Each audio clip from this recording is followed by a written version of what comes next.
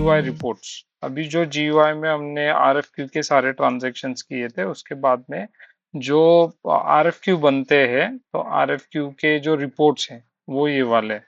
तो ये reports ME4L, ME4M, 4S, 4C और 4N, ये ऑलमोस्ट सब सेम है, इसमें कोई डिफरेंस नहीं है। वो कैसे सेम है मैं बताता हूँ। तो ME4L में मैं आया, तो ME4L में आपको दिख रहा है कि एज पर सप्लायर है, परचेसिंग डॉक्यूमेंट पर सप्लायर। तो यहाँ पे सप्लायर पहले आता है। और अभी मैं अगर ME4M जाता हूँ, purchasing document for material, ME4M, तो अब मैं अभी /o ME4M करता हूँ, /o ME4M। अगर मैं यहाँ पे जाता हूँ तो आप देखोगे कि पहला वाला जो फील्ड है ना, वो यहाँ पे मटेरियल है, यहाँ पे सप्लायर है। थोड़ा सा अरेंजमेंट नीचे चेंज हो जाएगा, लेकिन इन दोनों का जो आउटपुट है ना, वो आउटपुट एग्जैक्टली सेम है। जैसे मैं अभी रन करता हूँ उसको, इसको अगर मैं रन करता हूँ,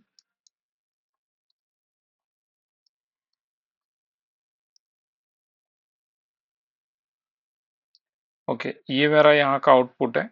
और यहाँ पे मैं ALV करता हूँ। ALV क्या है? फॉर्मेट है। तो ये मेरा आउटपुट है। तो इसमें सिर्फ क्या है, मुझे थोड़ा सा लेआउट चेंजेस, जैसे शॉर्टिंग में मेरे यहाँ पे दो चीजें, तो मैं दोनों हटा देता हूँ शॉर्टिंग से। और मैं मेरे डिस्प्ले डॉक्यूमेंट में आके जितना भी मेरा यहाँ पे है उसको ऐड कर देता हूँ, सो दैट अभी देखो ये वाला मेरा RFQ है। ओके, तो इसमें कुछ अलग कुछ भी नहीं है रिपोर्ट में, दोनों रिपोर्ट सेम है। इसका भी मैं थोड़ा लेआउट चेंज कर रहा हूँ। सॉर्टिंग में जाके ये दो चीजें, इसको मैं हटा रहा हूँ और मैं डॉक्यूमेंट में जाके पूरा ऐड कर देता हूँ। ओके, तो ये वाला रिपोर्ट और ये वाला रिपोर्ट एग्जैक्टली सेम है, सारे फील्ड सेम है, कोई डिफरेंस नहीं दोनों रिपोर्ट्स में। सिर्फ एक्सेस करने का तरीका, purchasing document for material, purchasing document for supplier. इसमें क्या होता है कि जो आप इनिशियली यहाँ पे डालते हो, तो आप आते ही यहाँ पे सप्लायर डालते हो और वहाँ आप एंटर करते हो, सारे RFQ देखते हो। और मटेरियल के केस में यहाँ पे आके मटेरियल डालते हो और सारे RFQ देखते हो, इतना ही डिफरेंस है। तो ये सेम डिफरेंस है कलेक्टिव नंबर के लिए, मटेरियल ग्रुप और डॉक्यूमेंट नंबर। अभी ME4S, अभी कलेक्टिव नंबर मतलब वो एक नंबर जो दो तीन RFQs को, कोटेशंस को क्लब करके रखता है, जो हम कंपैरिजन के टाइम पे डालते हैं। तो ये कलेक्टिव नंबर यहाँ पे। ओके, अभी इसको मैं अगर ये वाला जो फॉर्मेट है, ये ANFR, तो इसमें जाता हूँ तो ऐसे दिखता है। तो ये मतलब उतना फिजिबल नहीं है फॉर अंडरस्टैंडिंग, इसलिए हम यहाँ पे ALV लेते हैं। ALV इज लाइक शॉर्टेड वाला जो लेआउट है, तो इसमें जाते हैं हम। तो यहाँ पे you can take it in like multiple columns, इसमें लेके आप उसका एक्सट्रैक्ट भी निकाल सकते हो एक्सेल में। तो ये एक फायदा है इसका। अभी इसमें कलेक्टिव नंबर, एक मिनट, अभी कलेक्टिव नंबर का फील्ड इसमें दिख नहीं रहा, उसको लाते हैं हम लोग। पहले तो सॉर्टिंग हटाता हूँ और कलेक्टिव नंबर लाता हूँ। कलेक्टिव नंबर ये वाला है, ठीक है। तो अब देखो ये वाला कलेक्टिव नंबर है जो हमने डाला था, RFQ 101। ओके, तो RFQ की प्रैक्टिस किसी ने भी नहीं की, इसका मतलब है इसमें अगर तीन ही RFQ है, ओके, ये वाले, तो आप किसी ने भी RFQ की प्रैक्टिस नहीं की है, इसका मतलब। अभी ME4C /N ME4C, अभी इसमें भी मटेरियल ग्रुप वाइज है, कुछ अलग नहीं है इसमें भी। ओके, ये without material number, with material number, ये हटा दो और इसको ALV करके रन कर दो।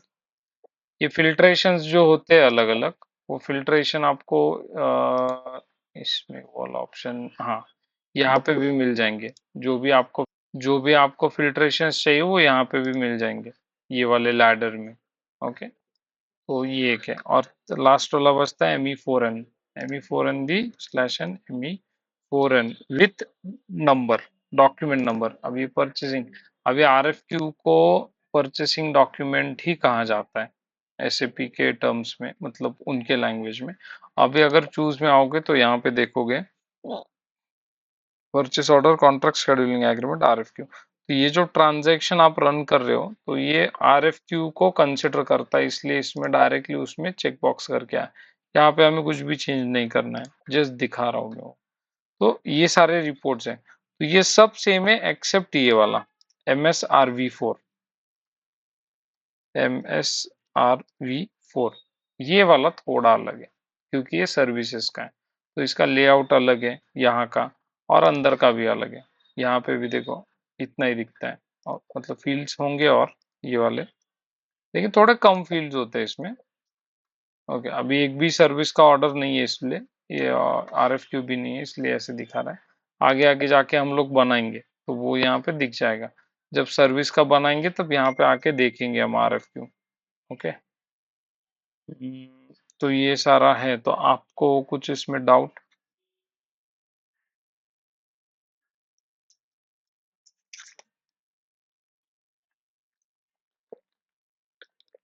अभी मैंने आपको, बोलो बोलो।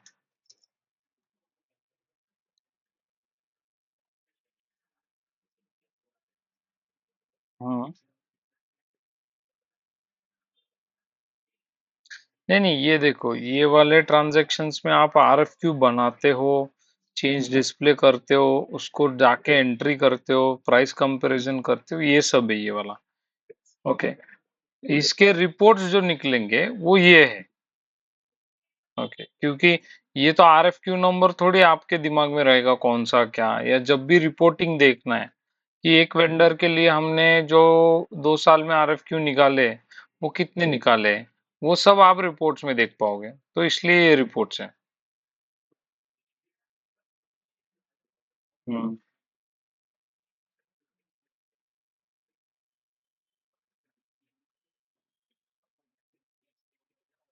हम्म ये इंडिविजुअल का ही है ME43। एक ही RFQ नंबर डालो और देखो, ऐसा। यस। हाँ, इसमें ये वाला बोल रहे हो ना, नीचे वाला रिपोर्ट वाला। इसमें क्या है ना, आप कौन सा भी इसमें रेफर करो कोई फर्क नहीं पड़ता, आउटपुट सबका सेम है। ओके, जस्ट की की बोल नहीं सकते एक्चुअली, प्रायोरिटाइज उन्होंने ऐसे किया कि सप्लायर वाइज अगर देखना है आपको तो ऊपर सप्लायर दिखेगा, बस इतना ही है। और इसका क्या होता है ना, अलग अलग लोगों को अलग अलग ऑथराइजेशन दिए जाते हैं। ओके, तो कोई यूजर को ME4L दिया जाएगा, ME4M नहीं देंगे, लेकिन उससे कुछ ज्यादा फर्क नहीं पड़ता। ओके, ऐसा है। तो वो दिया है, मतलब एनी टाइम गोइंग फॉरवर्ड आप एनकाउंटर करोगे कि अरे RFQ के लिए अगर मैं एक ही आपको बताता तो आप आगे जाके आपको कभी ना कभी ये दिखता कि अरे और 4-5 रिपोर्ट है। तो मतलब जब प्रैक्टिस करोगे या काम करने लगोगे, that time you will get confuse कि ये बाकी क्या है, तो बाकी कुछ नहीं है। तो उसका ही क्लियरिटी यहाँ पे आपको मिल रहा है। ओके। ओके ना, आगे चलूं मैं? All are okay with this? Okay, ठीक है। ये RFQ का रिपोर्ट हम नहीं देख पाएंगे इसमें, फ्यूरी में। एक RFQ ही है वो जो नहीं है, बाकी सारी चीजें हैं फ्यूरी में। है नहीं है मतलब, फ्यूरी में RFQ की प्रोविजन है, हम अभी एक्सेस नहीं कर पा रहे बिकॉज SAP ने हमें वो टाइल्स दिए नहीं है। ओके, इसलिए हम एक्सेस नहीं कर पा रहे। बट हमारा जो ये यूजर है, तो यूजर का एक फ्यूरी का एक्सेस है, उसमें मैं देखता हूँ कि RFQ है क्या उसमें, और अगर है तो बीच में ही, मतलब अगले सेशन में या बीच में कभी वो कर लेंगे अपन। तो अब आते हैं कॉन्फ़िगरेशंस पे। अभी इसमें कुछ ज़्यादा कॉन्फ़िगरेशंस है नहीं, तो मेजरली क्या है कि हम जब ME41 करते हैं, तो ये ME41 करते वक्त हमारे जो फील्ड सिलेक्शंस है जैसे कि मैंने यहाँ पे डाल दिया है। अभी अंदर जाने के बाद में, हाँ, जैसे यहाँ पे कौन सा फील्ड मैंडेटरी होना चाहिए, नहीं तो अगर अंदर भी जाओगे, एक मटेरियल सिलेक्ट करना पड़ेगा।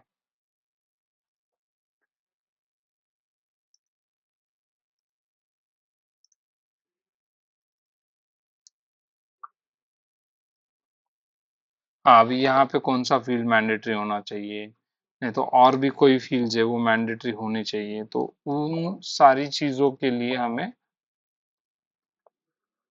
हेडर में कुछ मैंडेटरी होना चाहिए, नहीं तो आइटम डिटेल्स में, नहीं तो एडिशनल डेटा में, कहीं पे भी कुछ मैंडेटरी अगर करना है या हाइड कर देना है, तो उसके लिए कॉन्फ़िगरेशन है और इसका नंबर रेंज। तो यूजुअली मैंने जैसे बोला कि कोई यूजुअली जाके इसके अलग डॉक्यूमेंट टाइप्स नहीं बनाता है, लेकिन प्रोविजन है बनाने के लिए। एसपीआरओ में आए हम लोग, मटेरियल्स मैनेजमेंट, परचेसिंग, अभी यहाँ पे आर एफ क्यू कहाँ पे, एक बार, ये R F Q and quotation, तो यहाँ पे आ गए हम, ये नंबर रेंज है। अभी बेसिकली डॉक्यूमेंट टाइप में जाते हैं पहले। डॉक्यूमेंट टाइप में अभी हम ए एन यूज कर रहे थे, तो आप क्या कर सकते हो इसमें, अभी जो हमने आइटम कैटेगरी देखा था पीआर में, वो आई आई वाला, जिसमें हम सर्विस या सब कॉन्ट्रैक्टिंग वगैरह सिलेक्ट कर सकते थे, सेम लाइक पीआर से। ये स्क्रीन भी देखो पीआर का है सेम। इसमें देखो क्या क्या आता है, ये स्टैंडर्ड, कंसाइनमेंट, सब कॉन्ट्रैक्टिंग, सर्विस, ये सारे टाइप ऑफ पीओज है जो हम यहाँ पे सिलेक्ट कर सकते हैं। ओके, तो ये एएन है, इसको आप कॉपी कर सकते हो, नया बना सकते हो। तो इसका जो कॉन्फ़िगरेशन है सेम पीआर जैसा है। ये आरएफक्यू है, ये उसका डिफरेंशियल मतलब फर्स्ट आइटम नंबर जो होता है आरएफक्यू में, ये वाला, ये 10 है। अगर आपने यहाँ पे 1 कर दिया, तो आपके सारे पीआर में यहाँ पे 1 2 3 4 ऐसा नंबरिंग आएगा, क्योंकि ये बोल रहा है आइटम, दो आइटम के सीरियल सीरीज में कितना डिफरेंस होना चाहिए, तो वो 1 बोल रहे हैं हम, अभी 10 है। ओके, अभी नंबर रेंजेस सेम पीआर जैसे, number range internal, number range external. ये होने के बाद में फील्ड सिलेक्शन की, इसका एएनए है। तो सेम, अगर यहाँ इससे बैक जाते हैं और यहाँ पे नंबर रेंजेस का देखते हैं, तो यहाँ पे आप नंबर रेंज आपकी ऐड कर सकते हो। ओके, अभी यहाँ पे हमने 60 लगाया है और शायद 61 लगाया है, तो 3 हमने ही बनाया आरएफक्यू, और ये वाला जो एक्सटर्नल है 61 वाला, तो उसका असाइनमेंट यहाँ पे किया है ऑलरेडी। ये देखो इंटरनल 60, ये वाला ए एन के सामने, और ये एक्सटर्नल 61। अभी बचा ए एन ए। अभी ए एन ए के लिए ये देखो define screen layout at document level, इसमें जाओगे, ए एन ए यहाँ पे है, इसको क्लिक करोगे, इसके डिटेल्स में जाओगे, ये सारे फील्ड्स सेम लाइक पीआर, मतलब जो कॉन्फ़िगरेशन हम लोग कर रहे हैं वो उसका डिस्प्ले बोलो, नहीं तो कंसेप्ट बोलो, सेम लाइक पीआर है। पीओ का भी यही है सेम। तो इस पे क्लिक करोगे, अभी यहाँ पे देखो प्लांट है, या ये आइटम टेक्स्ट टेक्स्ट है, तो इसको हम डिस्प्ले कर सकते हैं, रिक्वायर्ड कर सकते हैं, ऑप्शनल कर सकते हैं। जैसे मटेरियल ग्रुप हुआ, शॉर्ट टेक्स्ट हुआ, तो इनमें चेंजेस कर सकते हैं हम लोग। हाँ, इनमें चेंजेस कर सकते हैं हम लोग। तो ये अभी यहाँ से भी आगे आगे जा सकते हो, नहीं तो यहाँ पे आके इसको डबल क्लिक करके भी, अभी ये देखो terms of delivery and payment, इसके में अगर आगे गया तो क्या आ रहा है, रेफरेंस डेटा एंड हेडर। यहाँ पे देखो reference data and header. So rather than going back every time, इसका होने के बाद में चलो आगे ये वाला देखो, फिर ये वाला देखो, ऐसा भी आप कर सकते हो आगे आगे जाके। तो इसमें रिक्वायर्ड, ऑप्शनल, डिस्प्ले, 3 ऑप्शन है that you can do for any of the fields. इसमें किसी को कुछ डाउट?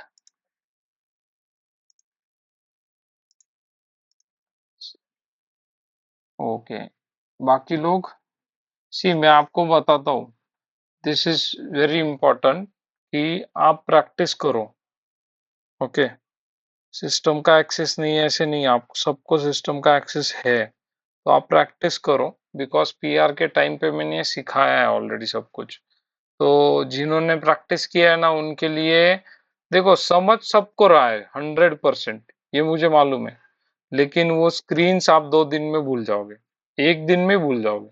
इसलिए प्रैक्टिस करो, तभी आपको फायदा होगा। अभी मैंने 2 दिन आपको दिए थे, और प्लस वीकेंड के 2 दिन, 4 दिन थे आपके पास। अभी अगर आपने, देखो मैं तो वो 2 दिन भी ले सकता था और आगे चल सकता था, मैंने आपके लिए छोड़े। तो आपने अगर प्रैक्टिस नहीं की है तो आपको, आपका टाइम, नॉलेज, पैसा, इसका इम्पोर्टेंस है नहीं। तो दैट इज योर लुकआउट। लेकिन प्रैक्टिस करोगे तो एंड में एकदम बढ़िया से इंटरव्यू दे पाओगे। ओके। हाँ बोलो, किसी को कुछ डाउट? मेरा लेक्चर हो गया। ओके, ठीक है, चलो, ग्रेट। हाँ, अभी एक चीज और होती है कि इसमें ना कभी कभी मतलब हर चीज को नहीं, लेकिन बहुत सारी चीजों को ट्रांजैक्शन भी है। अभी जो हम यहाँ पे नंबर रेंज के लिए गए थे ना, यहाँ पे आता हूँ मैं। ओके, तो यहाँ पे अगर देखोगे OMH6, तो अगर आप डायरेक्ट ट्रांजैक्शन डालोगे OMH6, तो आप वही स्क्रीन पे चले जाओगे। ओके, यहाँ से बैक करोगे तो इनिशियल स्क्रीन पे। तो कुछ कुछ जगहों पे ट्रांजैक्शंस है, तो लेकिन कोई याद नहीं रखता और जरूरत भी नहीं है। ये ट्रांजैक्शन कॉमन है, ये वाला कुछ काम का नहीं। लेकिन आप बात ही याद रखो, ये ट्रांजैक्शन कॉन्फ़िगरेशंस वाले ट्रांजैक्शंस हार्डली 5-6 ट्रांजैक्शन है, वो भी प्रैक्टिस से हो जाते बाद में आप, लेकिन इसकी कोई जरूरत नहीं। Because this is not a usual transaction. मतलब एक कंपनी में एक ही बार आप जाके यूज करोगे बस, बाकी कुछ नहीं। ओके, तो ठीक है, चलो अभी आते हैं परचेस ऑर्डर पे। अभी परचेस ऑर्डर में क्या होता है, तो ट्रांजैक्शंस अगर पीआर का देखोगे आप, तो ME51N, 52N, 53N है। यहाँ पे देखो ME21N, 22N, 23N है। ये नीचे का 4 नंबर अभी छोड़ दो। तो ये create purchase order, change purchase order, display purchase order, ये 3 ट्रांजैक्शन है। तो अभी हम लोग क्या करेंगे, अभी हम लोग पहले परचेस ऑर्डर क्रिएशन देखेंगे कैसे किया जाता है, और उसके बाद में विल मूव फॉरवर्ड बाकी चीजों के लिए। ME21N, तो ME21N में क्या है, it is as good as PO, as good as purchase requisition. Just कुछ चीजें जो यहाँ पे चेंज हो जाती है। तो अभी पहले क्या करते हैं, ME51N करता हूं मैं। नंबर ऑफ वेज है PO बनाने के, वो मैं दिखाता हूँ। तो अभी यहाँ पे अगर आओगे तो एक PR का हम लोग,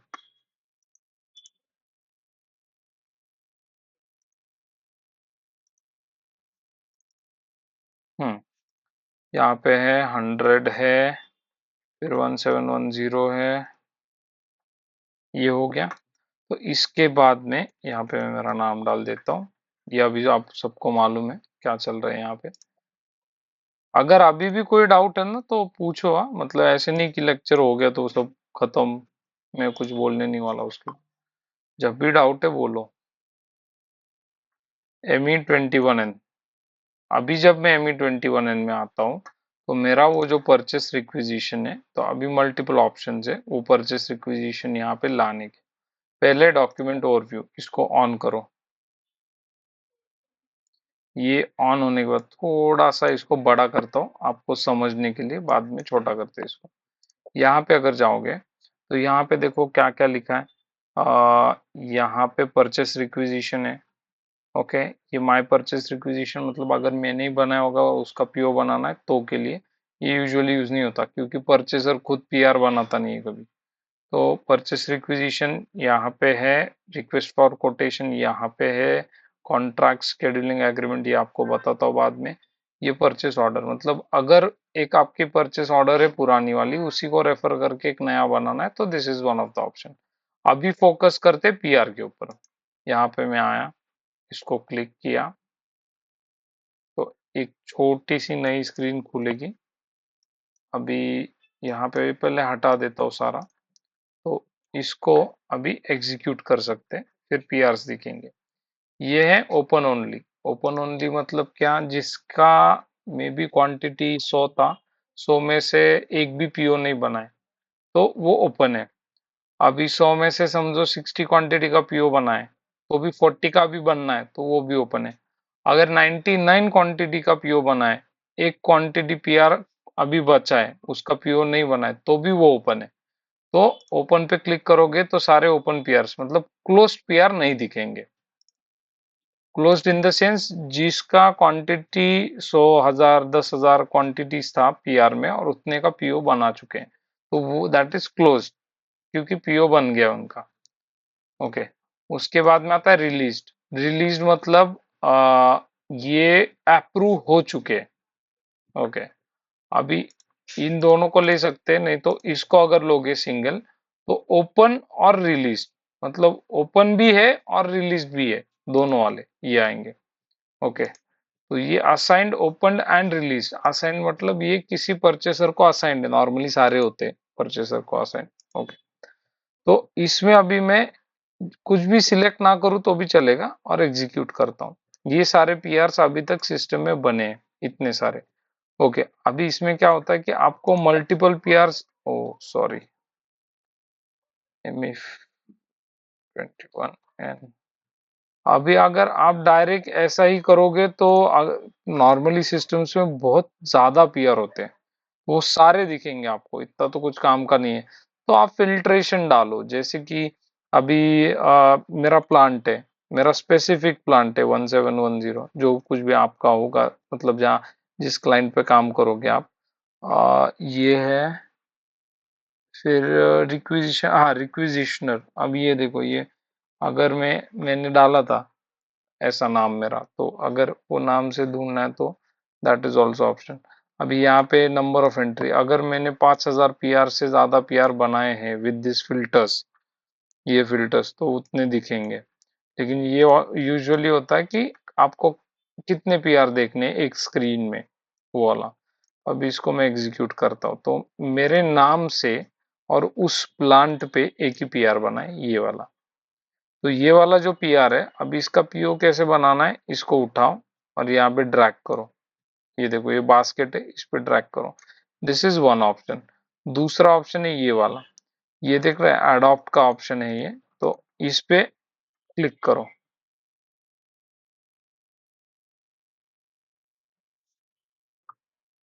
ये देखो, सारे पीआर के डिटेल्स यहाँ पे आ जाएंगे। कुछ डिटेल्स जो पीआर में नहीं थे वो आपको डालने पड़ेंगे, जैसे कि अभी अगर वहां पे परचेसिंग ऑर्ग नहीं डाला है तो यहाँ पे डालना पड़ेगा, तो वो मैं सिलेक्ट कर रहा हूँ 1710। जो भी आप ऑर्ग स्ट्रक्चर में जो भी आप बनाओगे ना, कि ये प्लांट के लिए कौन सा परचेसिंग ऑर्ग है, वो ये आपको सिलेक्ट करना है। अपार्ट फ्रॉम दैट अभी क्या है, मेन है तो सप्लायर है, सप्लायर को सिलेक्ट करना है आपको। तो सप्लायर सिलेक्शन आप यहाँ पे जा सकते हो, या आपके मल्टीपल सर्च करने के ऑप्शंस है। ओके। तो यहाँ से आप सर्च कर सकते हो सप्लायर जनरल में, या supplier with respect to company code लेते हैं अपन। तो यहाँ पे कंपनी कोड 1710 लेता हूँ मैं। और अगर मेरा कुछ नाम, सर्च टर्म वगैरह कुछ मालूम है मेरे पास, सप्लायर नंबर मालूम है, सप्लायर का नाम मालूम है, पिन कोड मालूम है, तो कुछ भी डालो इसमें से और इसको एग्जीक्यूट करो। एग्जीक्यूट करने पर ऐसा एक लंबा लिस्ट आएगा, तो इसमें से अभी आप वेंडर सर्च कर सकते हो। ये सर्च टर्म्स है, ये आपके सप्लायर नंबर्स है। तो इसमें से आप कोई भी, मतलब जो भी आपको सप्लायर है आपका, उसको आप सिलेक्ट कर सकते हो। इसको मैंने सिलेक्ट किया, एंटर किया। तो यूजुअली इसके बाद ना मेन कम फैक्टर होता है प्राइस डालना। ओके। तो इस पे मैं पहले डाल लेता हूँ, फिर बताता हूँ। इसको 100 यूएसडी पर केजी, वॉट एवर जो कुछ भी है डाल दिया। ओके। अभी देखो, यहाँ पे अगर देखोगे, चेक करता हूँ, तो चेक करने के बाद में first maintain supplier address. Okay, supplier का एड्रेस मेंटेन नहीं है। ठीक है, इसको मैं ऑफ करता हूँ।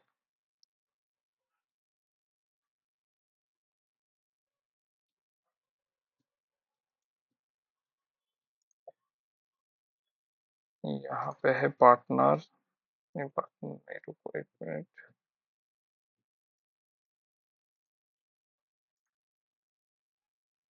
एड्रेस, हाँ ये वाला एड्रेस है। तो यहाँ पे हमें एड्रेस मेंटेन करना पड़ेगा सप्लायर का। यूजुअली ऐसे कभी होता नहीं।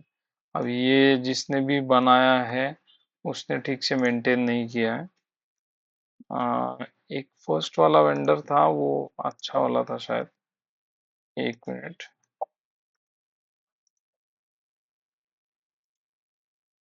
ये वाला लेके देखते हैं एक बार। इसका एड्रेस है, वेरी गुड। एड्रेस होता ही है यूजुअली। तो अभी इसको अगर मैं चेक करता हूँ तो सिस्टम ओके बोल रहा है, no message issued during check. तो there are no errors. Okay, कुछ वार्निंग्स है जो यहाँ पे दिख रहा है। Effective price is 100, material price. अभी ये क्या बोल रहा है, मटेरियल का जो प्राइस है मटेरियल मास्टर में, मतलब आज तक का हमने जो बाइंग किया है उसके हिसाब से मटेरियल का प्राइस 0.08 यूएसडी पर केजी है और आपने 100 डाला है। तो it is just alarming you कि आप कुछ गलत कर रहे हो क्या। ओके, यहाँ पे 1 ले लेता हूँ, सॉरी पीओ क्वांटिटी लिया, ये यूएसडी 1 लेता हूँ मैं। ऐसा कुछ 100 भी ले सकता हूँ, कोई प्रॉब्लम नहीं है उसमें, just I am taking it as 1। तो ये हो गया मेरा अभी पीओ एकदम सेट। अभी मैं इसको चेक करके सेव कर सकता हूँ। तो मेजरली मैंने वेंडर डाला और प्राइस डाली, बाकी मैंने कुछ भी नहीं किया इसमें। अभी कुछ चीजें होती है वो अभी इसको सेव होने दो, फिर से इसको ओपन करता हूँ चेंज में और फिर बताता हूँ। ये देखो पीओ नंबर सेव हुआ, ये फर्स्ट पीओ है अपना ये सिस्टम में, इसलिए 4 5 सारे जीरो से क्रिएट हुआ। ओके, अभी अगर यहाँ पे जाओगे ऑर्डर परचेस ऑर्डर में, तो वो परचेस ऑर्डर यहाँ पे नंबर डायरेक्टली आता है क्योंकि आपने जस्ट अभी बनाया। और आप वो ऑर्डर डॉक्यूमेंट पे क्लिक करके उस पे आ सकते हो डिस्प्ले मोड में। अभी इसमें ऐसा है कि आप चेंज करना है तो ME22N में जाओ। ओके, ये यहाँ पे जाके यहाँ पे पीओ नंबर डालो। डालना नहीं है तो जाओ यहाँ पे सिलेक्ट करो, मतलब कुछ आपके पास डिटेल्स है। There are multiple options to reach purchase order. तो जो कुछ भी डिटेल्स है आपके पास, समझो सप्लायर है आपके पास, ये वाला सप्लायर है, ये वाला सप्लायर लेके मैं अगर डालता हूँ तो वो सप्लायर के रिस्पेक्ट में जितने भी पीओ है वो दिखाएगा। तो उसमें से एक सिलेक्ट करो और जाओ।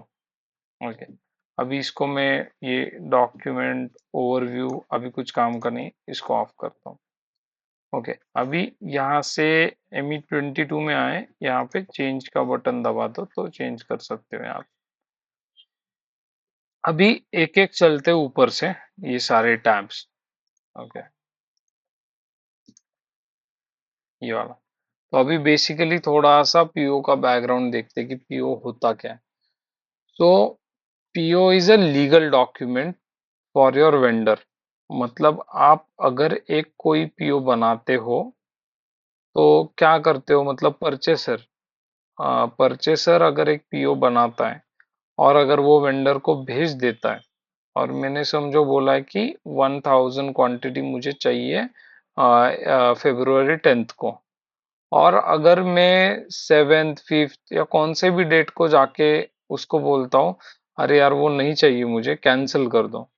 अभी अगर वेंडर बोलता, अभी देखो यूजुअली प्रोसेस कैसे चलता है कि 1000 क्वांटिटी अगर मैंने मांगा है तो मेरा वेंडर क्या करेगा, वो उसका रॉ मटेरियल कहीं से लाएगा और फिर कुछ जो कुछ भी मैन्युफैक्चरिंग करना है 1000 क्वांटिटी जो भी मांगा है। समझो मैंने 1000 क्वांटिटी के इंडिकेटर्स मांगे गाड़ी के।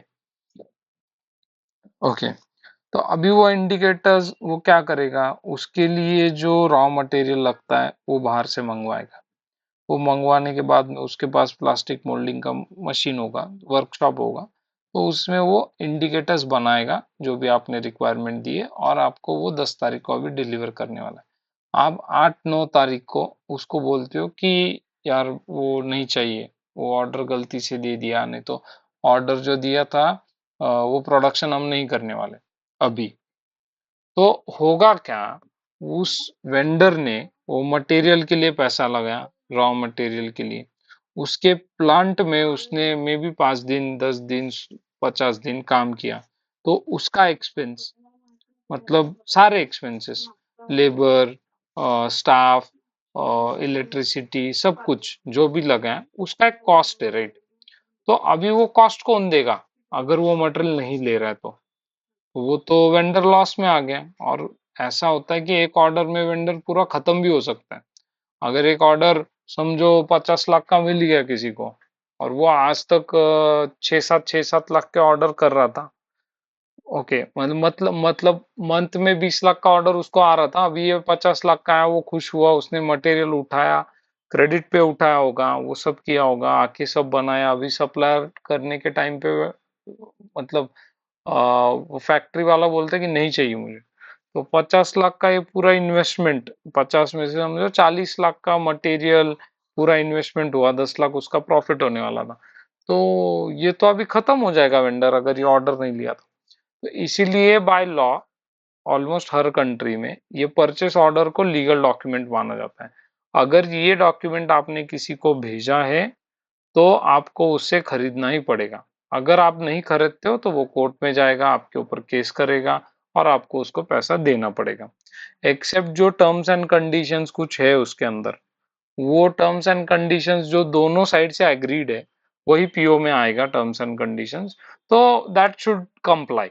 ओके, उस बेसिस पे अभी कभी ऐसा हो सकता है कि डिलीवरी डेट मेरा मतलब मैंने वेंडर को बोला था कि डिलीवरी मुझे 10 तारीख को चाहिए और वेंडर 17 तारीख को भी डिलीवरी नहीं कर पा रहा है, तो फिर वो टर्म्स एंड कंडीशंस में नीचे होता है कि if you can not deliver on time तो वी कैन, मतलब हम कैंसिल कर सकते हैं ऑर्डर वगैरह वगैरह।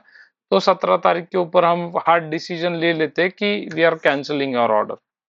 ये भी हो सकता है बिकॉज अब मेरा बिजनेस हैम्पर कर रहा है, 10 दिन के बाद और 7 दिन में रुका हूं, मेरा प्रोडक्शन लाइन बंद हो जाएगा अभी 2-3 दिन में, तो मैं उसका कैंसिल करता हूँ। तो दीज आर सम सिचुएशंस जहां पे आप पीओ कैंसिल मतलब कर सकते हो। लेकिन एकदम से सब गुड़ी गुड़ी में अच्छा चल रहा है, आपका मन हो गया, आप प्रोडक्शन आपने कैंसिल किया और आप वेंडर को बोलते हो, तो that is not going to work in your case. Okay,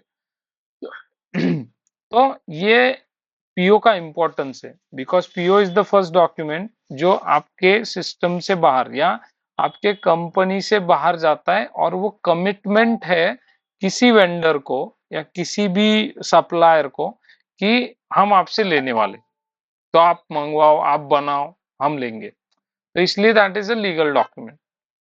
okay, so ऐसे यूजुअली पीओ बना के भेज दिया, बाद में कैंसिल किया, ऐसे होता नहीं है। तो ये है पीओ। तो इसमें अभी मैंने जैसे टर्म्स एंड कंडीशंस बोला, ये एक चीज है जो इम्पोर्टेंट है जो पीओ में आती है। ओके, तो ये कुछ चीजें इसके ऊपर हम अभी डिस्कस करेंगे। तो आप यहाँ पे हाँ ठीक है, ये इस पे कुछ डाउट है क्या? अभी पीओ क्या है, पीओ का इम्पोर्टेंस कैसे होता है, क्या होता है इस पे, मतलब जो बिजनेस सिनेरियो है उस पे कुछ आ रहा है क्या? क्वेश्चन, क्वेरी, वो पूछो।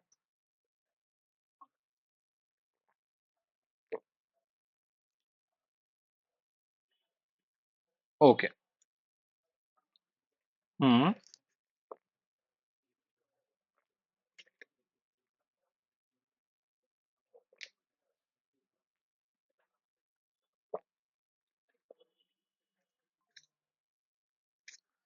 यूजुअली क्या होता है ना, वेंडर जब आपको देता है ना कोटेशन, तो कोटेशन पे वेंडर लिख के देता है कि क्या टैक्सेस है, बिकॉज ऐसे होता है कि अभी समझो आप with in state, that you know, with in state अगर मंगवा रहे हो तो आपको आईजीएसटी सीजीएसटी लगता है।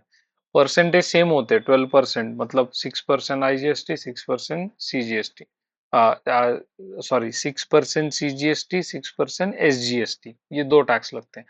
अगर स्टेट दो टैक्स मतलब ये दो मिलके 6-6% ऐसा 12% लगता है।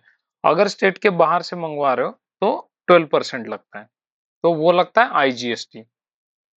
तो इसका बाइफर्केशन सिस्टम में होता है, वो मैं दिखाता हूँ अभी कैसे होता है। तो यूजुअली ऐसे होता है कि कोटेशन के साथ में हमें ये आता है कि कौन सा टैक्स लगने वाला है उसके ऊपर। ओके, और वो हम फॉलो करते हैं। अगर वैसा नहीं हो रहा है, ओके, यूजुअली ऐसा ही होता है, अगर वैसा नहीं हो रहा है तो फाइनेंस से हम पूछ लेते कि इसके ऊपर क्या टैक्स लगेगा। अभी टैक्स क्या लगेगा ये हम उनको क्यों पूछेंगे? अगर हमें वेंडर नहीं बता रहा है तो फाइनेंस के पास जाना पड़ता है। ये जो मटेरियल होता है इसके अगेंस्ट एक क्या बोलते हैं उसको, एच एस एन कोड होता है। तो HSN कोड जो है वो 6 डिजिट का होता है। तो अभी ये थोड़ा आगे का टॉपिक है लेकिन लेता हूँ अभी। HSN कोड,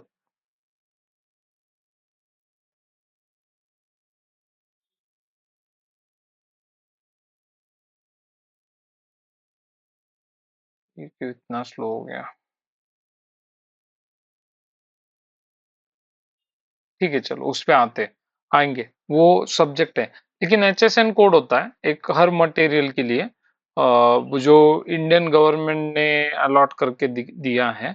एक्चुअली वो इंटरनेशनल स्टैंडर्ड्स पे होता है। ओके, तो इंटरनेशनल स्टैंडर्ड्स और इंडिया ये कैसा डिफर करता है वो मैं बताता हूँ। उसके हिसाब से गवर्नमेंट ने उसके ऊपर टैक्स कितना लगेगा वो बताया। 7 like 5%, 12%, what ever percentage, country wise सब अलग है वो परसेंटेज। तो वो फाइनेंस टीम हमें बताती है ये मटेरियल इस कैटेगरी में आता है, इसका इतना परसेंटेज है, उतना लगाओ। ओके, उसमें भी दो तरीके टैक्स कोड सिलेक्शन के, वो आगे जाके बताऊंगा मैं। ओके, और किसी का कुछ क्वेरी?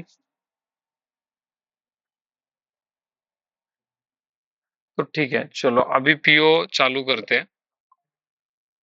यस यस, उसके ऊपर भी आएंगे, वो भी ऑप्शन आएंगे। अभी मैंने पीआर दिखा है, अभी पीओ समझते हैं, फिर आरएफक्यू से कैसे। अभी पीआर से आरएफक्यू हमने देखा है, आरएफक्यू से पीओ बनाना वो भी देखना है हमें, उसके ऊपर भी आएंगे। ठीक है, अभी ये डॉक्यूमेंट टाइप है सेम लाइक पीआर। पीआर में जैसे था ये नंबर रेंज है, इंटरनल एक्सटर्नल सेम कंसेप्ट। ये पीआर में नहीं था, ये इस जगह पे नहीं था, तो ये सप्लायर है। तो सप्लायर ये वाला है। ओके, ये डॉक्यूमेंट डेट है, आज का डेट। अभी ये सिस्टम डेट थोड़ा एक दिन आगे है। ओके, ये लास्ट टाइम भी हमने देखा था। तो सिस्टम डेट मतलब जो सॉफ्टवेयर में जो डेट है वो एक दिन आगे का चल रहा है, इसलिए वो हर बार जब डेट लेता है आज का डेट, तो वो हमसे एक दिन आगे का डेट ले रहा है। ऐसे कभी होता नहीं है, ये कुछ उनका इंटरनल प्रॉब्लम है, तो उन्होंने वो करेक्ट भी नहीं करेंगे क्योंकि टेम्पररी मतलब ये ट्रेनिंग का सिस्टम है इसलिए। तो ये हेडर, ये item overview, item details same PR में था वैसे ही, तीन अलग अलग चीजें हैं। अब इसके अंदर की चीजें अलग है। हेडर, हेडर में हमें सिर्फ था टेक्स्ट था, हेडर टेक्स्ट। तो यहाँ पे बहुत सारी चीजें। तो यहाँ पे जब आते हैं तो अभी एक एक एक एक चीज समझेंगे। अभी पेमेंट टर्म मैंने आपको एक बार बोला था लेकिन फिर से बताता हूँ। अभी पेमेंट टर्म में मैं ये वाला पेमेंट टर्म लेता हूँ और इंटर करता हूँ। अभी ये पेमेंट टर्म में आपको क्या दिख रहा है कि अगर ये वेंडर बताता है कोटेशन के टाइम पे, जब कोटेशन देता है तो वेंडर पेमेंट टर्म भी देता है उसके साथ में कि अगर आप 14 लिख के देता है, अगर आप 14 दिन में दोगे पैसा, मतलब मैंने आज पीओ दिया वेंडर को, उसके बाद वेंडर ने मटेरियल भेजा 10 तारीख को, 10 फरवरी को। तो अब वेंडर बोल रहा है कि 10 तारीख के बाद में अगर आप 14 दिन में मुझे पैसा दोगे, तो जो भी डिसाइड हमारा प्राइस है, समझो 1 लाख है, तो 1 लाख के ऊपर मैं आपको एडिशनल 3% का डिस्काउंट दूंगा। अगर आप मुझे 20 दिन में पैसा दोगे तो मैं आपको एडिशनल 2% का। 20 दिन में मतलब उसको क्या चाहिए, वेंडर का माइंडसेट क्या है कि मैंने क्रेडिट पे रॉ मटेरियल लिया था, मैन्युफैक्चरिंग करके दिया है, अभी मुझे वो क्रेडिट का पैसा उसको वापस देना है। जो जो जो मटेरियल मैंने क्रेडिट पे लिया उसका पैसा देना है, तो वो पैसा जल्दी आना चाहिए। इसलिए वेंडर क्या करता है, उसके कस्टमर को बोलता है कि 14 दिन में अगर आप पैसा दोगे तो 3% डिस्काउंट। ओके, समझो अभी मैं हूँ, मैंने आमिर जी से कुछ मटेरियल लिया है, तो मैं आमिर जी मुझे बोलेंगे कि ऋषिकेश 14 दिन में अगर पैसे दोगे आप, तो मैं आपको 3% डिस्काउंट दूंगा।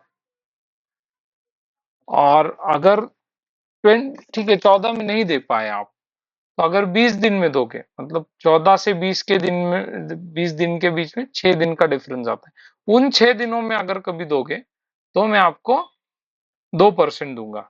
और अगर उसके ऊपर चला गया, तो आपको जितना अपना बनता है उतना ही देना है। ओके, तो दिस इज पेमेंट टर्म्स। अभी इसमें एन नंबर ऑफ पॉसिबिलिटी होते हैं। ये 14 डेज में 3% है, ये 10 डेज भी हो सकता है, 5 डेज हो सकता है। ओके, तो ये डेज चेंज हो सकते हैं, परसेंटेज भी चेंज हो सकते हैं।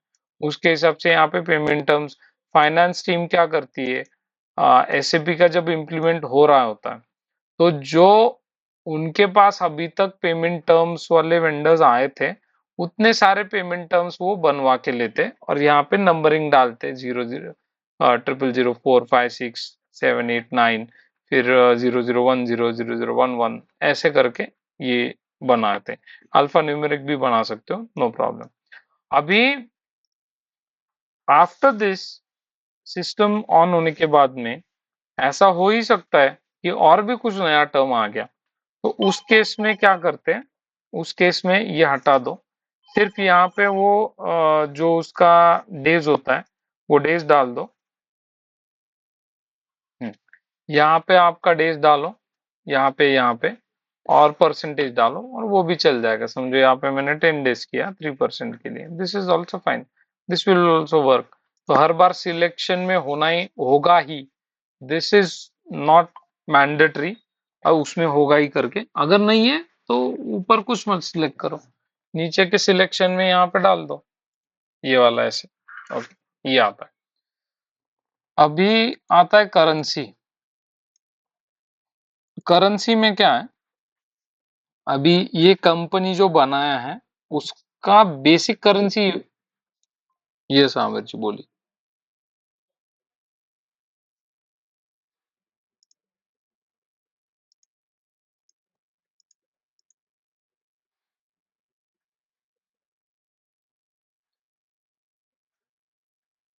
ड्यू डेट तो आपकी उसमें वेंडर जो आपको कोटेशन देगा ना, उसमें ड्यू डेट आती है। अगर उसमें ड्यू डेट नहीं आई है, तो आपका जो इनवॉइस आता है।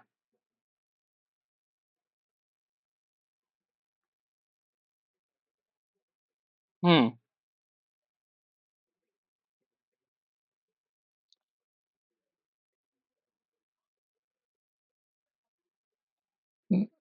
हाँ हाँ, नहीं नहीं नहीं नहीं, वो आपकी बात सही है। अगर आपका पेमेंट टर्म है 30 डेज का, तो आपको सिलेक्ट करना है उसको, यहाँ पे सिलेक्ट तो करना ही पड़ेगा आपको।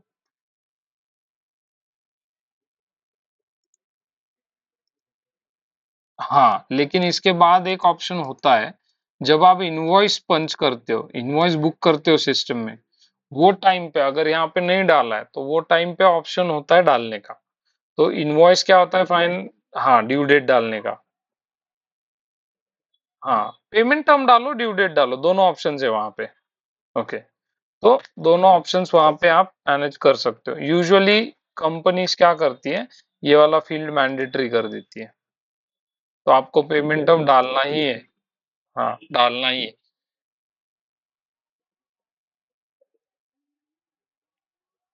यस यस यस, लेकिन इसमें और एक होता है कि अगर समझो मेरा नया नया बिजनेस है, ओके, मैंने अभी एक फैक्ट्री ओपन किया है, समझो मेरा फार्मास्यूटिकल बिजनेस है, मैंने इंडिया में अभी फैक्ट्री ओपन किया।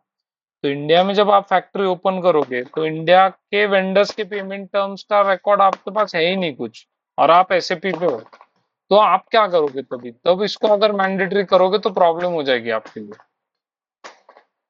तो उस केस में इसको ऑप्शनल रखते हैं, और आगे आगे जैसे पेमेंट अब समझते हैं, वैसे सिस्टम में पेमेंट अब बनते जाते हैं 1-2 साल में, या जो भी टाइम पीरियड है, और उसके बाद में किया तो मैंडेटरी यहाँ पे कर सकते हैं।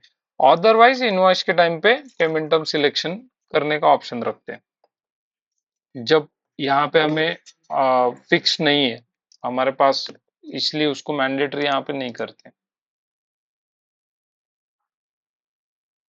ओके,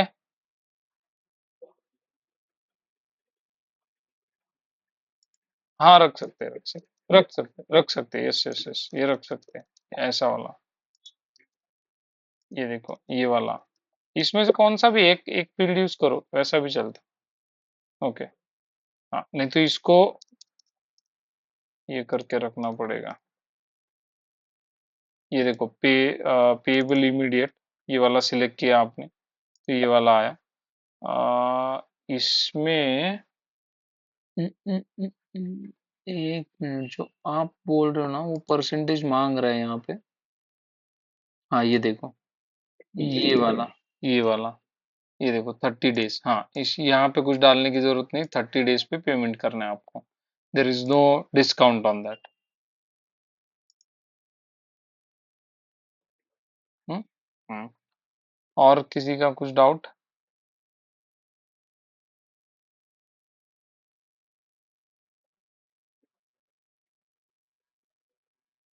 नहीं नहीं, वो फाइनेंस वाले करते हैं, ये सब वहां से आता है। हम्म। यस।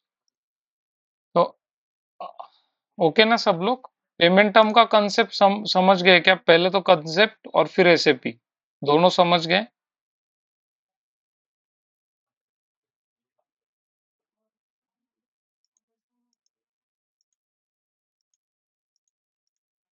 कौन बोल रहा था? रंजन? ओके आप बोलिए। हाँ बोलिए बोलिए आप।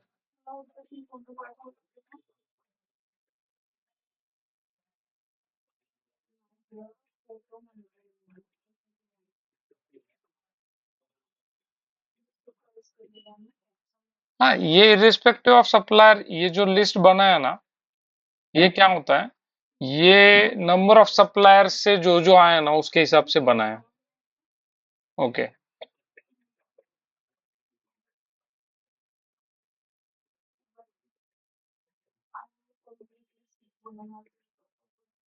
हाँ वो तो फिर हाँ हाँ, दैट इज डिक्टेटिंग, कि मैं डिक्टेट कर रहा हूँ सप्लायर को कि अभी यूजुअली जो बड़ी ओईएम्स है, तो दे डिक्टेट, वो डिक्टेट किस लेवल पे करते मैं आपको बताता हूँ। ये तो पेमेंट टर्म हुआ, ये तो बहुत छोटी चीज है, ये तो डिक्टेटेड वो तो कर ही देते कि we will pay after 90 days.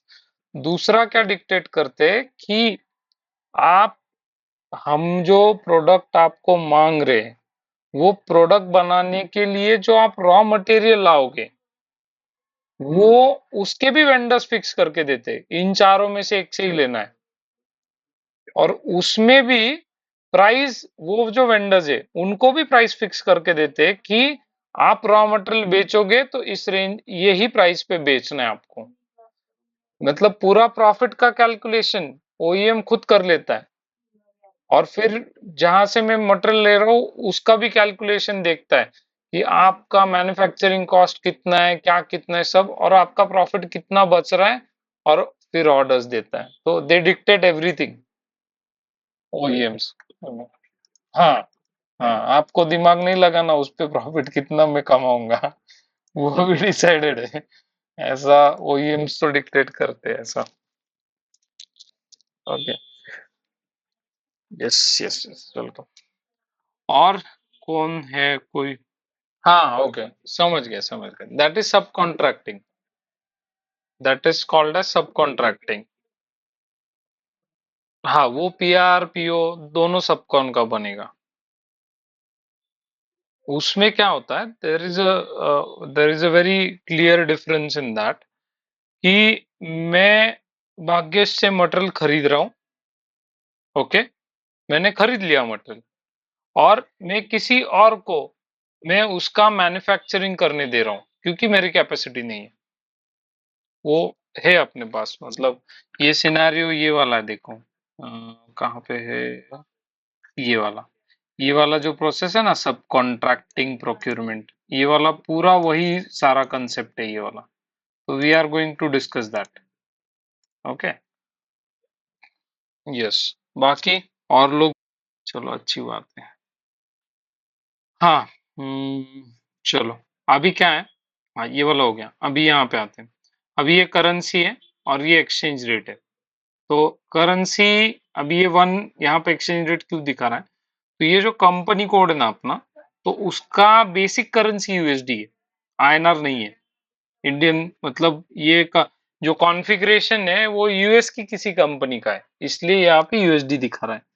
Usually क्या होता है कि अगर अभी इस केस में समझो ये यूएस का कंपनी है कहीं पे, और यहाँ पे अगर मैं इंडिया का वेंडर लेता हूँ तो यहाँ पे करेंसी आईएनआर आएगा, और फिर एक्सचेंज रेट आएगा।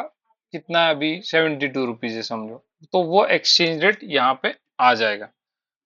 तो अगर आप इंपोर्ट कर रहे हो किसी और बाहर के कंट्री से, तो एक्सचेंज रेट काम में आता है। ओके। तो एक्सचेंज रेट का थोड़ा जो डिटेल है ना, वो हम इंपोर्ट्स में डिस्कस करेंगे। ये देखो यहाँ पे इंपोर्ट प्रोसेस है, तो वो टाइम पे डिस्कस करते हैं। अभी के लिए इसको थोड़ा साइड में रखते हैं। ओके। अभी आते हैं कंडीशंस के ऊपर। इसको अभी के लिए मैं साइड में रख रहा हूँ, ये एक बड़ा टॉपिक है, तो at that time we will work on this. ये टेक्स्ट है। अभी जो पीआर वाले टेक्स्ट थे, तो पीआर से यहाँ पे भी आता है टेक्स्ट, और दूसरा है कि यहाँ पे कुछ टेक्स्ट डाल सकते हो। कंसेप्ट सेम है कि अभी समझो यहाँ पे हेडर में आपको कुछ वेंडर को लिख के भेजना है, तो ये पीओ में प्रिंट हो सकता है या होगा। तो वेंडर को कुछ अगर इंस्ट्रक्शन देना है फॉर ओवरऑल पीओ, तो यहाँ पे आप वो इंस्ट्रक्शंस लिख सकते हो। तो दूसरा होता है कि डिलीवरी नोट। अभी यहाँ पे देखो इतने सारे टेक्स्ट है, इस पे टेक्स्ट करोगे, इस पे करोगे, इस पे करोगे, सब सारे टेक्स्ट अलग अलग है। तो ये सारे टेक्स्ट पीओ में छप के नहीं आते, इसमें से कोई भी एक छप के आ सकता है, जो आप इम्प्लीमेंटेशन के टाइम पे जो कस्टमर बोलेगा कि मुझे हेडर टेक्स्ट में जो मैं लिखूंगा वो पीओ में लिख के आना चाहिए। तो ये वेंडर हमें बताता है, उसके हिसाब से हम जो पीओ का प्रिंट होता है उसको हम बनाते हैं, तो और उसमें वो आता है। ओके। तो ये मेजरली किस लिए होता है कि पीओ का, इस पीओ के रिलेटेड जो जो कुछ भी इंस्ट्रक्शंस है, वो इंस्ट्रक्शंस यहाँ पे लिखे जाते हैं। अगर वेंडर को भेजना है तो समझो हेडर टेक्स्ट में लिख लिया। अगर इंटरनल कुछ है तो वो हेडर नोट में आ जाएगा या लिखना है आपको। तो इंटरनली वो बाद में याद रखने के लिए अलग से कुछ करने की जरूरत नहीं, यहाँ पे लिखा है तो it can be seen at any moment. फिर आता है एड्रेस के ऊपर। ये एड्रेस वेंडर का एड्रेस है, जो कुछ भी ये वेंडर के टाइम पे वेंडर में एड्रेस होता है वो यहाँ पे आता है। यूजुअली कंपनीज क्या करती है, अभी ये एडिटेबल है, इसको नॉन एडिटेबल करवा देती है बाय जो फील्ड सिलेक्शन, ये एनबी मटेरियल ग्रुप का मटेरियल डॉक्यूमेंट टाइप का हम कॉन्फ़िगरेशन करेंगे वो टाइम पे ये जो एड्रेस है इसको डिसेबल करवा देते हैं, नॉन एडिटेबल करवा देते हैं। क्योंकि क्या होता है, वेंडर का एड्रेस तो फिक्स है, राइट? वो वेंडर मास्टर से ही आना चाहिए। अगर चेंज हुआ है तो that vendor has to inform the company कि दिस हैज बीन चेंज, और फिर वेंडर मास्टर में हम लोगों ने या हमारी जहाँ पे इम्प्लीमेंट किया है उनके परचेसिंग डिपार्टमेंट ने सप्लायर का एड्रेस जाके चेंज करना है। कोई भी आके यहाँ पे अगर कुछ चेंज कर दे तो that will be a very, not like, it will be a problem, not a very big problem. क्योंकि वेंडर से मटेरियल आ रहा है, तो जो भी उसका डिलीवरी होगा वो तो यहाँ पे होने नहीं वाला, लेकिन it will miss guide, vendor का एड्रेस गलत हो जाएगा इसलिए। तो ये वेंडर का एड्रेस है, इसका डिटेल्स यहाँ पे है। तो this is more detail about his address. अगर आपको यहाँ पे आके वेंडर का टेलीफोन नंबर देखना है तो you can see here, you can call them, you can do this things. Okay. तो इसमें कुछ मतलब मेजर कुछ नहीं है इसमें। फिर आते हैं कम्युनिकेशन। जो सेल्स पर्सन है उसका नाम वेंडर के साइड से, फिर योर रेफरेंस आवर रेफरेंस। समझो आरएफक्यू सिस्टम में नहीं बनाया, ओके, तो हमने कुछ मेल भेजा था उनको और उन्होंने उसका कोटेशन भेजा है हमें विद कोटेशन नंबर, तो हम वो कोटेशन नंबर यहाँ पे डाल देंगे और वो यहाँ पे अटैच भी कर सकते हैं। यहाँ पे जाके मतलब वो मेल होगा या कोई डॉक्यूमेंट होगा, तो यहाँ पे क्रिएट अटैचमेंट करके you can assign it here, ये भी हो सकता है। तो इस पीओ के साथ में उसका कोटेशन यहीं पे रहेगा। अगर एसएपी में कोटेशन नहीं बना है तो कुछ कंपनीज एसएपी में कोटेशंस नहीं बनाती है, बिकॉज उनको लगता है कि बहुत टाइम वेस्ट हो रहा है। अगर एक ही यूजर है, छोटी कंपनी है, एक यूजर तो नहीं होता है, एक बहुत छोटा हो गया, लेकिन 3-4 यूजर है, 5-6 यूजर है, और सबको बहुत ज्यादा काम है, और फिर कंपनी में कुछ ज्यादा डिसिप्लिन भी नहीं है, कुछ प्रोटोकॉल्स भी नहीं है, तो फिर उस केस में ऐसे होता है कि they don't do RFQ, okay, या दे डू इट एक्सटर्नली, ऐसा होता है। तो योर रेफरेंस और रेफरेंस में नंबर्स डाले जा सकते हैं, टेलीफोन नंबर, सेल्स पर्सन, यहाँ पे any time it is required, एक फोन उठा के इसका नाम देख के, नंबर देख के कॉल कर दिया, दिस कैन हैपन। तो ये कम्युनिकेशन के लिए। फिर पार्टनर, इस पे अभी नहीं जाएंगे अपन, बाद में आते हैं इसके ऊपर, ये भी छोड़ दो। हाँ, ये है परचेसिंग ऑर्ग। यहाँ पे जो हमने ऑर्ग स्ट्रक्चर में हमने बनाया था, तो that purchasing org will come here, purchasing group पर कंपनी कोड, और प्लांट जो है वो उसी ऑर्ग और कंपनी कोड के अंडर है, वो हमें सिलेक्ट करना है, ये हमारा रिक्वायरमेंट है। तो ये कंसेप्ट, तो you know this, what is purchasing org, group और कंपनी कोड। नो दिस मतलब बताया मैंने पहले लेक्चर में। अभी यहाँ पे आते हैं, ये है ऑर्डर्ड, डिलीवर्ड, मतलब मैंने टोटल क्वांटिटी कितना ऑर्डर किया है। तो अभी यहाँ पे जाता हूँ मैं, तो ये 1 kg है, इसको चेंज करता हूँ मैं, इसको 100 kg करता हूँ। अभी देखो, ये 100 आ गया, इसको हाइड करता हूँ। ये 100 kg ऑर्डर्ड है, डिलीवर कितना हुआ? अभी तो पीओ बना रहे, डिलीवर कुछ भी नहीं हुआ, पीओ बनेगा जाएगा तब डिलीवर होगा। मतलब जब जीआरएन होगा सिस्टम में, तो समझो 50 क्वांटिटी का हुआ है, तो यहाँ पे 50 आएगा। ओके, तो उसके बाद में क्या है कि स्टिल टू बी डिलीवर्ड, जब मुझे 100 में से 40 की डिलीवरी हो जाएगी, डिलीवर्ड दिख जाएगा यहाँ पे, तब स्टिल टू बी डिलीवर्ड में 60 बचेगा। और उसके बाद इनवॉइस कितना, 100 में से या जो भी 40 मैंने रिसीव किया है, उसका इनवॉइस हुआ क्या? नहीं तो समझो मैंने पूरा, यहाँ पे 100 आएगा, 100 डिलीवर्ड, तो स्टिल डिलीवर्ड 0 आएगा। और इनवॉइस में मैंने इनवॉइस उसका किया नहीं किया। अब इनवॉइस करना क्या होता है, डिलीवर मतलब क्या होता है, डिलीवर्ड इज, हमने अगर रिसीव कर लिया मटेरियल, रिसीव कैसे करते हैं ये सब हम बाद में सीखने वाले हैं। तो अभी के लिए सिर्फ कंसेप्ट समझो यहाँ पे क्या है, जब आगे का समझ लेंगे ना, तो आपको एकदम फटक से समझ में आएगा, कोई प्रॉब्लम नहीं। ओके, तो ये हो गया। अभी डाउन पेमेंट अगर कुछ किया है, तो डाउन पेमेंट का अमाउंट यहाँ पे आता है, तो वो तो अभी करना है। अभी पीओ, सॉरी, ये चेंज में अगर क्रिएशन के टाइम पे हमने कुछ डाउन पेमेंट किया था, तो ये वो यहाँ पे दिखेगा। ओके, तो यहाँ तक किसी का डाउट है कुछ? अभी हमने एड्रेस डिस्कस किया, कम्युनिकेशन डिस्कस किया, एडिशनल डेटा, या नहीं, ये नहीं किया, ऑर्ग डेटा किया, स्टेटस किया, यहाँ तक कुछ डाउट?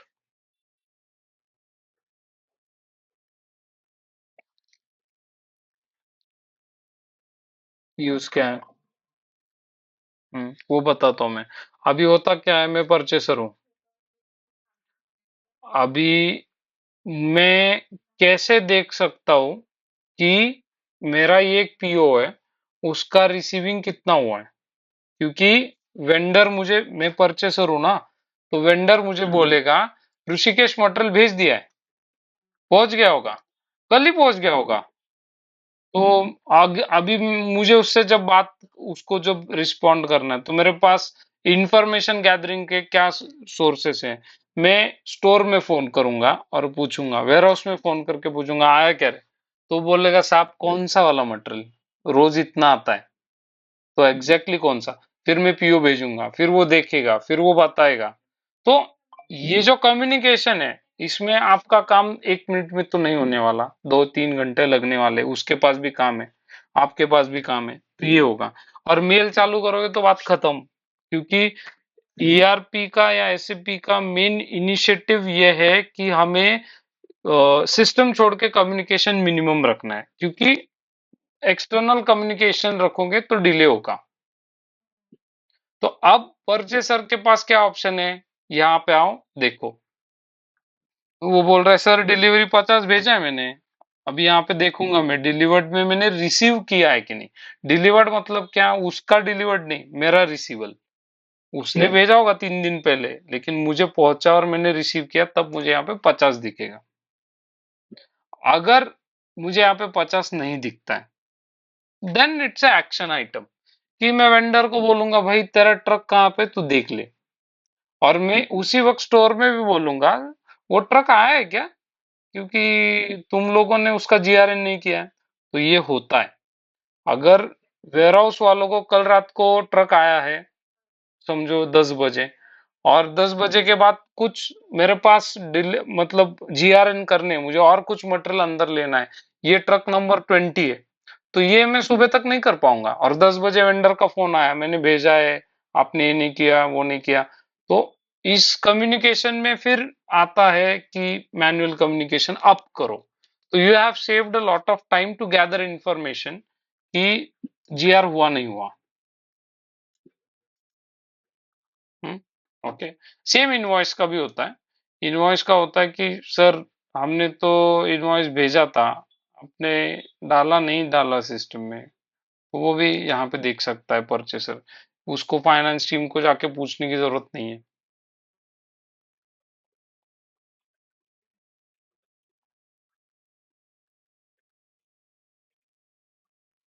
परचेसर की इंफॉर्मेशन भी है।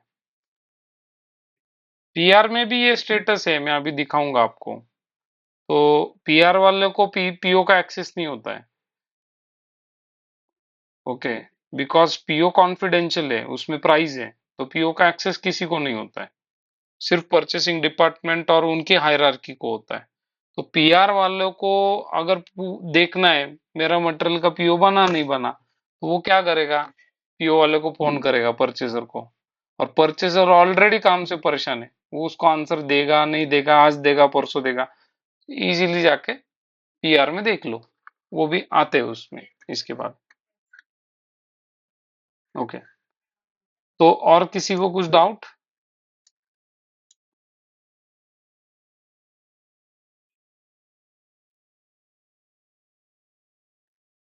ये टाइमर लगा के पूछना पड़ेगा अभी, 5-5 सेकंड का। ठीक। चलो।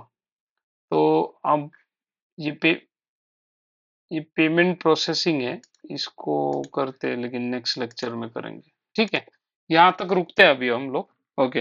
हाँ, एक चीज सिर्फ दिखाता हूँ मैं। यहाँ पे जाके ये हमने पीआर इसको लिया था, राइट। इसको डबल क्लिक करता हूँ मैं, और पीआर में आ गया अभी मैं जो पीआर रेफर किया था। स्टेटस में आता हूँ, यहाँ पे देखो ये पीओ नंबर दिख रहा है, एक क्वांटिटी का बना है। अभी वो चेंज किया था ना अपन ने, इसलिए प्रॉब्लम हुआ है। वो सेव करने के बाद आ जाएगा।